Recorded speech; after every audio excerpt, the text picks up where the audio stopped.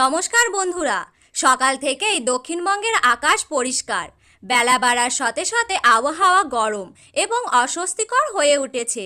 একদিকে দক্ষিণবঙ্গে 3 জেলায় তাপপ্রবাহের সতর্কতা জারি করেছে আবহাওয়া দপ্তর। উত্তরবঙ্গে সব জেলায় এখনও বর্ষা প্রবেশ করেনি, তা এখনও আটকে আছে ইসলামপুরে। আবহাওয়া দপ্তর অনুমান করেছে যে 15 জুনের দিকে বর্ষা দক্ষিণবঙ্গে প্রবেশ করতে পারে, তবে তা আগে বর্ষার অনুকূল পরিস্থিতি তৈরি করতে হবে। বৃহস্পতিবার দক্ষিণবঙ্গে অধিকাংশ জেলায় হালকা থেকে মাঝারি বৃষ্টির পূর্বাভাস দিয়েছে আবহাওয়া দপ্তর। পশ্চিমবঙ্গে আবহাওয়ার পূর্বাভাস অনুসারে রবিবার সকালে দার্জিলিং, জলপাইগুড়ি, কালিম্পং, আলিপুরদুয়ার এবং কোচবিহার জেলাগুলিতে ভারী বৃষ্টির সম্ভাবনা রয়েছে।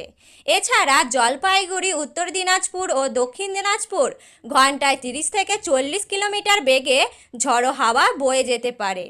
সোমবার আলিপুরদুয়ার ও কোচবিহার জেলায় ভারী বৃষ্টির সম্ভাবনা রয়েছে। রবিবার ও সোমবার উত্তরবঙ্গের সব জেলায় হালকা থেকে মাঝারি ধরনের বৃষ্টির পূর্বাভাস দিয়েছে আবহাওয়া অধিদপ্তর।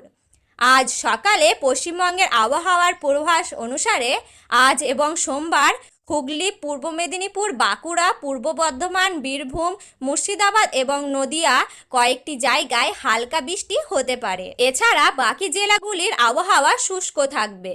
যে জেলাগুলিতে আজ এবং সোমবার গরম এবং আর্দ্র আবহাওয়ার সম্ভাবনা রয়েছে তা হলো দক্ষিণ 24 পরগনা, ঝাড়গ্রাম, পুরুলিয়া, পূর্ব বর্ধমান এবং বীরভূম জেলাগুলি। এছাড়া পূর্ব মেদিনীপুর, বাঁকুড়া এবং পশ্চিম বর্ধমানে কিছু জায়গায় তাপপ্রবাহ হতে পারে বলে সতর্ক করা হয়েছে। তো বন্ধুরা, এই ছিল আজকের গুরুত্বপূর্ণ আবহাওয়ার খবর। এই রকম গুরুত্বপূর্ণ আবহাওয়ার খবর পেতে হলে অবশ্যই আমাদের চ্যানেলটিকে সাবস্ক্রাইব করে রাখবেন এবং পাশে থাকা বেল বাটনটি অল করে রাখবেন।